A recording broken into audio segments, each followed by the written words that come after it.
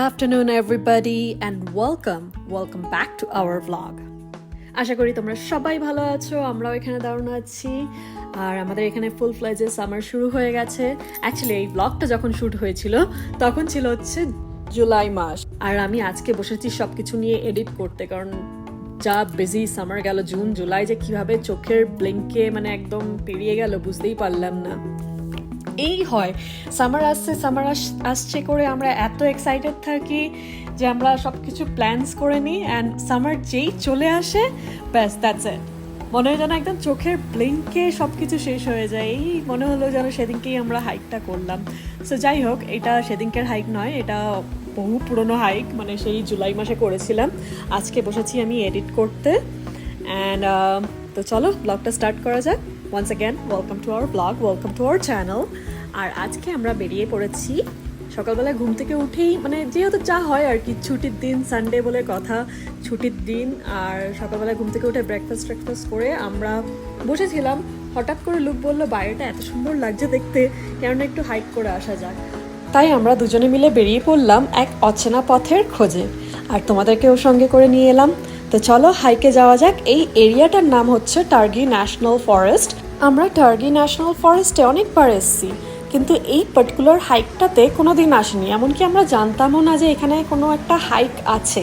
হ্যাঁ, ঝর্ণার জলের আওয়াজ শুনতে পেতাম, ব্যাস অতটুকুই। মানে জানতাম না যে এদিকে আবার উঠে হাইকে যাওয়া যেতে পারে। লুক আর কি 2 সপ্তাহ আগে ওর একটা ফ্রেন্ড ওকে বলেছিল, আর ও আর ওর ফ্রেন্ড মিলে এখানে এসেছিল। তাই লুক আমায় এখানে দেখানোর জন্য নিয়ে এসছে, কারণ এটা পুরোপুরি আনটাচড বিউটি যাকে বলে। দেখতেই পাচ্ছ চারিদিকে গাছপালা পড়ে একদম মানে কীরকম একটা এবড়ো খেবড়ো হয়ে রয়েছে, কারণ এখানে কেউ আসেই না। এখানে মোস্টলি খালি ব্রাউন বেয়াররা থাকে। আর আমরা আজকে বেয়ার স্প্রে, মানে বেয়ার তাড়ানোর জন্য যে বেয়ার স্প্রেটা থাকে, ওই স্প্রেটাও আনতে ভুলে গেছি। এত তাড়াহুড়ো করে এসেছি যে তাড়াতাড়ি করে ভুলেই গেছি আমি ওই বেয়ার স্প্রেটা আনতে। আর ঝর্ণার জলটা দেখো, আমি তো দেখি আওয়াজটা শুনছিলাম, আওয়াজ শুনে শুনে আমরা আর কি যাচ্ছিলাম এদিকে হবে। আর এখন যখন চোখের সামনে দেখছি জলের স্রোতটা, দেখো এত সুন্দর দেখতে লাগছে। মানে এখন মনে হচ্ছে যেন পুরোপুরি ওয়ার্থ ইট। এই পাহাড় পর্বত তারপরে গাছপালা সব পেরিয়ে আসাটা একদম টোটালি ওয়ার্থ ইট। মানে একদম ব্যর্থ যায়নি এই হাইকটা, সত্যি দারুণ। আর আমরা এখন আছি 7000 এলিভেশনে। এত সুন্দর লাগছে দেখতে এই জায়গাটা। এই ঝর্ণার জলটা মনে হচ্ছে না এখানেই খালি বসে থাকি। আমরা এখানে বসেছিলাম, হঠাৎ করে লোক আমায় বললো কি একটুখানি এগিয়ে যাওয়া যাক। তাই আমি বললাম হ্যাঁ ঠিক আছে চলো তাহলে এগিয়ে যাওয়া যাক। এবার এগোতে গিয়ে লুক হঠাৎ করে দাঁড়িয়ে বলে কি কিসের যেন আওয়াজ শুনতে পাচ্ছি, দেখা যাক তো এদিকে কি আছে। ভয়ে ভয়ে এগোচ্ছিলাম আমরা যে কি না কি থাকবে। হয়তো আমাদের মাথায় আসেনি যে ভাল্লুক থাকতে পারে। হ্যাঁ ভাল্লুক আছে শুনেছি, এইটা যে রিয়েলি ভাল্লুক থাকবে ওখানে ভাবতে পারিনি। আর ওই দেখো পাশ দিয়ে জলের স্রোত বয়ে যাচ্ছে। তো আমরা যাই হোক এগিয়ে যাচ্ছি, যেতে গিয়ে হঠাৎ লুক বলে কি turn around Debbie, turn around, be quiet and turn around. আমি তো যেন অবাক হয়ে গেলাম, কী হলো ব্যাপারটা। তারপরে লুক যেই আস্তে আস্তে পেছন ঘুরে নিচে নামলো পাহাড় থেকে, আমিও শখে তখনই বুঝতে পেরে গেলাম, আর আমিও তাড়াতাড়ি করে নিচে নেমে গেলাম। মাথা ঘুরে দেখি যে একটা মামা বেয়ার আর তার সাথে 2টো বেবি বেয়ার ছিল, ব্রাউন বেয়ার খাচ্ছিল আর কি। অনেকটাই দূরে ছিল, কিন্তু যতই দূরে থাকুক না কেন ওদের সাথে দৌড়ে আমরা পারবো না। আমি তো একদমই পারবো না, তাও আবার 7000 ফিটে, হাঁপিয়েই যাবো। তার থেকে ভালো থাক ওখানে আমি বসে পড়লাম, ভাল্লুক আয় এসে খেয়ে আমায় চলে যায়, অ্যাটলিস্ট ওদের পেট ভরবে। তো আমার ক্ষমতায় নেই যে আমি ভাল্লুকের সাথে দৌড়বো। লুক দৌড়াতে পারবে কারণ ওর প্রচুর এনার্জি এসবে, আমার ক্ষমতা নেই। তো যাই হোক আমরা আস্তে আস্তে এখন নিচে নামলাম, প্রায় নিচে নেমে গেছি। দেখতেই পাচ্ছি পার্কিং লট আমাদের সামনেই আছে। মনে হচ্ছে যেন ছেড়ে যেতে ইচ্ছে করছে না এই ঝর্ণার জল থেকে, কিন্তু কি করা যাবে, যেতে তো হবেই। আর হ্যাঁ যেটা বলছিলাম, বেয়ার স্প্রে, আমরা এখানে যখনই বেরোই না কেন হাইকিং বা এই আউটডোর অ্যাক্টিভিটি করতে, এটা ম্যান্ডেটরি ঠিক না, বাট বেয়ার স্প্রেটা ক্যারি করা উচিত। কারণ বলা যায় না, এই দেখো আজকে আমরা হাইকে গেলাম আর হঠাৎ করে একটা বেয়ার দেখতে পেলাম, তো বলা যায় না হয়তো ওই বেয়ারগুলো আমাদের দিকে আসছে ছুটে অ্যাট্যাক করার জন্য। যখনই এরকম দেখবো যে বাঞ্চ অফ বেয়ার্স বা মামা বেয়ার একা তাদের বাচ্চাদেরকে নিয়ে আমাদের দিকে আসছে আর কি অ্যাট্যাক করার জন্য, তখনই আমি স্প্রেটাকে স্প্রে করে দিলে ভাল্লুক আর কি আসতে পারবে না। আর এই বেয়ার স্প্রেতে মেনলি আছে হচ্ছে বিভিন্ন রকম ঝাল spices in the form of spray. এই হচ্ছে বেয়ার স্প্রে। তা আমরা এখন ওই ঝর্ণার অচেনা জায়গার থেকে নেমে এলাম, নেমে এসে এখন আমরা যাচ্ছি ক্যারাবু টার্কি ন্যাশনাল ফরেস্টে প্রপার হাইকের দিকে। মানে এইখানে আমরা যাচ্ছি একটা ওয়াটারফল দেখতে, খুবই সুন্দর একটা প্রপার হাইক, যেটা 1 মাইল যেতে লাগে আর 1 মাইল মতন ফিরতে লাগে, টোটাল 2 মাইলস। আর এই পাইন ট্রিগুলো দেখো কি বড় বড় পাইন ট্রি, কি সুন্দর দেখতে লাগছে না? মানে লুকের হাইট হচ্ছে 6.2 আর পাইন ট্রিগুলো লুককে দেখতে মনে হচ্ছে একদম ছোট্ট বাচ্চা এই পাইন ট্রিগুলোর সামনে।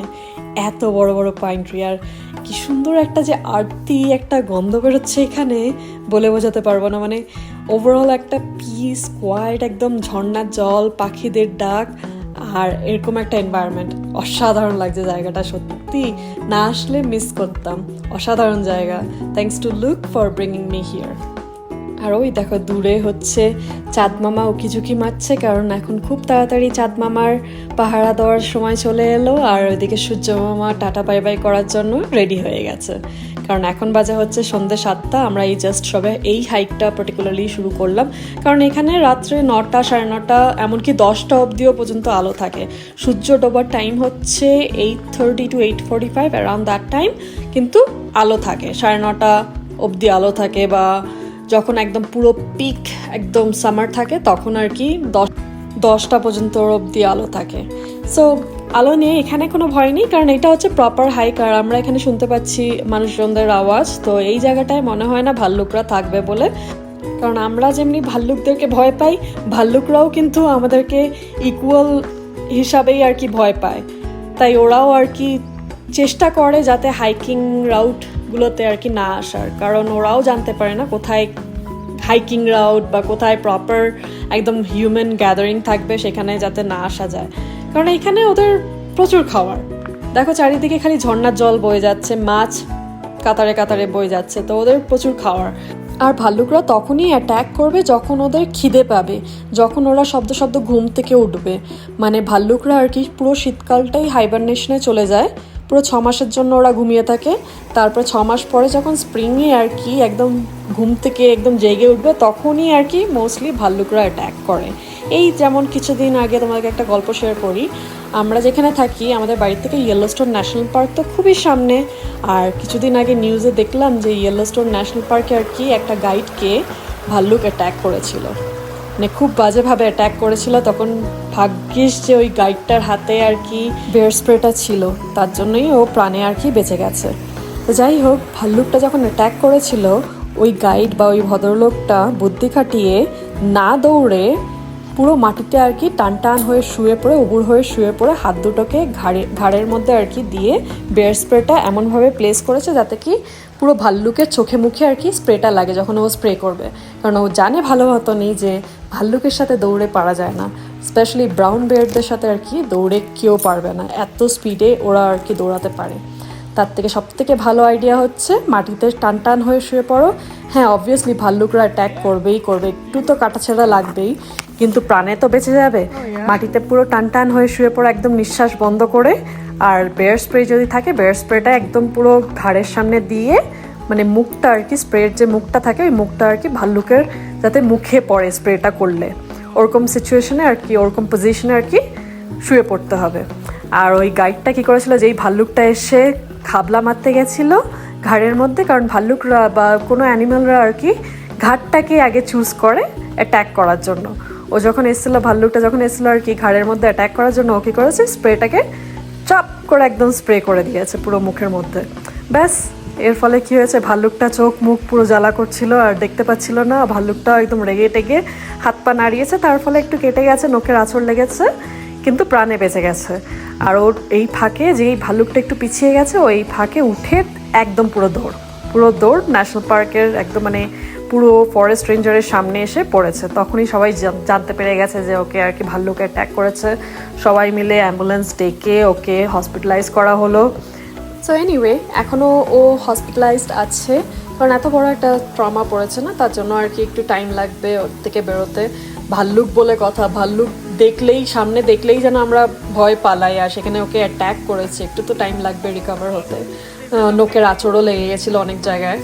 তাই জন্যই ও আর কি একটু হসপিটালাইজড আছে। তাছাড়া এমনি প্রাণে বেঁচে আছে, ভালো আছে, সুস্থ আছে, জাস্ট আর কি বডিতে অনেক আঁচড় লেগেছে আর হাঁটুতে আর কি কেটে গেছিলো, যেহেতু ফট করে শুয়ে পড়েছিল হঠাৎ করে আর কি, হাঁটুতে বাজেভাবে কেটে গেছিলো, রক্ত বেরিয়েছে, সেলাই পড়েনি, জাস্ট ব্লাড বেরিয়েছে, আর এমনি সুস্থ আছে, ভালো আছে।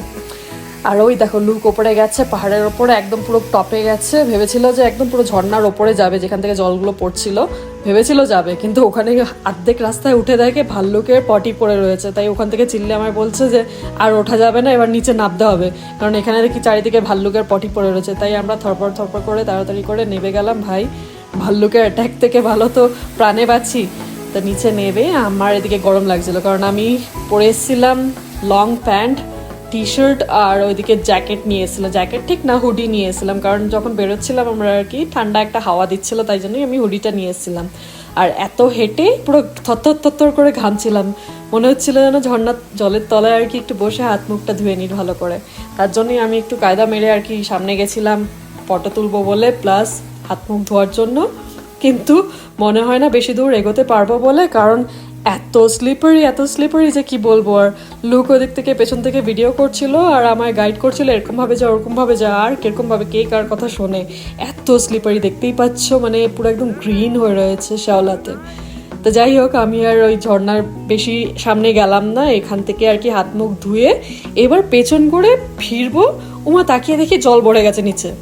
ব্যাস আমার পা চুয়াতেই হলো বাধ্য হয়ে কাদার মধ্যে, দেখতেই পেলে এক পা পুরো একদম পুরো কাদায় ভর্তি হয়ে গেল, জুতো পুরো ভিজে একাকার কাণ্ড। আর আমি এখন বসে একটু হাত মুখটা ভালোভাবে ধুয়ে নিই, পাটা ধুয়ে নিই, তারপরে আবার পার্কিং লটের থেকে হাঁটা শুরু করব, অ্যান্ড দেন যাবো হচ্ছে রেস্টুরেন্ট থেকে বাড়িতে। আর আজ যেহেতু সানডে, কোনো রান্না বান্না নেই বাড়িতে, কোনো কিছু নেই, বাইরে খাবো। আর ওই দেখো কি সুন্দর একটা রেইনবো ফর্ম হলো। যাই হোক,